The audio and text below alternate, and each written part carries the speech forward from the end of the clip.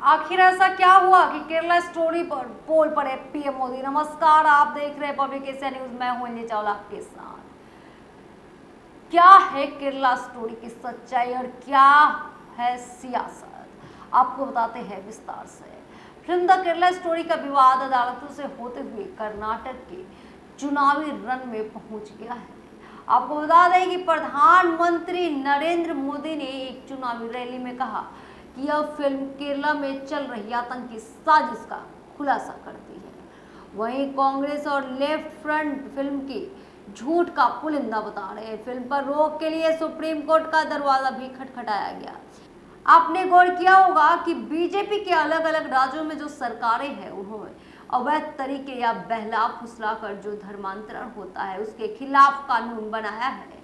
ये फिल्म आई तो बीजेपी कहती रही है कि जो देश में एक खास वर्ग की महिलाओं को एक खास वर्ग के लोग बहला फुसला कर धर्मांतरण कराते हैं, तो ये फिल्म उससे जुड़े मुद्दे कहीं ना कहीं सपोर्ट करती रही। तो अब बीजेपी को कहने का मौका मिला है कि जो आज तक कहा जा रहा था कि ये गलत नहीं था, और खुद प्रधानमंत्री जी ने इस बात को कहा है कि कोर्ट तक ने आतंक के इस स्वरूप पर चिंता जताई है। और इस फिल्म को लेकर कांग्रेस जिस तरह से उस फिल्म का समर्थन में आई है, उस जरिए बीजेपी को कांग्रेस पर हमला करने का मौका मिला है।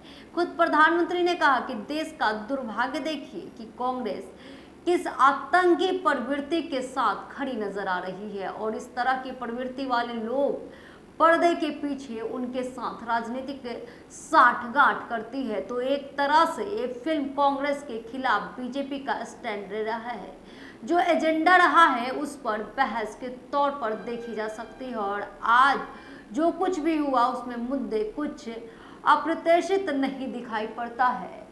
यानी बीजेपी का जो एजेंडा रहा है उसमें मेल खाती हुई फिल्म है, इसलिए जिक्र यहाँ पर हुआ। फिल्म के रिलीज से पहले इस पर राजनीति शुरू हो गई थी।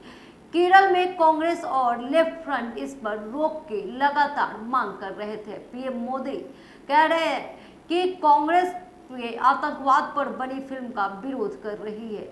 बेशक आपने गौर किया होगा कि कर्नाटक पिछले कुछ वर्षों से धार्मिक दृष्टि से बहुत ज्यादा संवेदनशील राज्य हो चुका है, और इस चुनाव में अब कहा जा रहा है कि बीजेपी और कांग्रेस के बीच बहुत नजदीकी का मुकाबला था।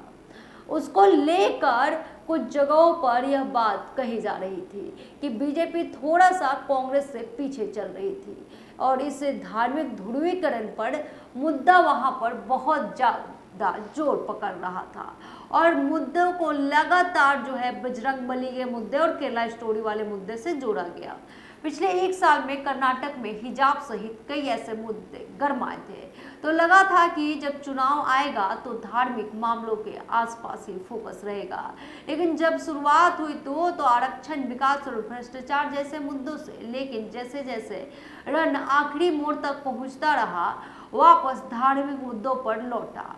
तो क्या यह सब वोटिंग तक छाया रहा? जी हाँ, यह सब वोटिंग के आखिरी दिनों तक छाया रहा। अब मुझे लगता है कि कर्नाटक का जो चुनावी ट्रेंड है अभी तक जो देखने को मिला है, धार्मिक नजरिए से राज्य बहुत ज्यादा संवेदनशील हो चुका है। धार्मिक मुद्दों पर यहाँ ध्रुवीकरण दिखाई पड़ रहा है। वे मुद्दे धार्मिक मुद्दे के इर्द गिर्द चुनाव सिमटता दिखा। आपने भी देखा होगा उत्तर भारत में धार्मिक आधार पर ध्रुवीकरण की बात देखी जाती रही है, लेकिन अब दक्षिण राज्यों में भी मुद्दा अहम हो गया है, और इसी तरह से चलता रहा तो पूरा देश एक दिन आपको बता दें कि धार्मिक ध्रुवीकरण पर ही बढ़ता दिखेगा। खबर आपको कैसी लगी कमेंट बॉक्स में जरूर बताएं, साथ ही लाइक करें, सब्सक्राइब करें, और आगे खबरों के अपडेट में बने रहने के लिए नोटिफिकेशन बेल दबाना ना भूलें। नमस्कार।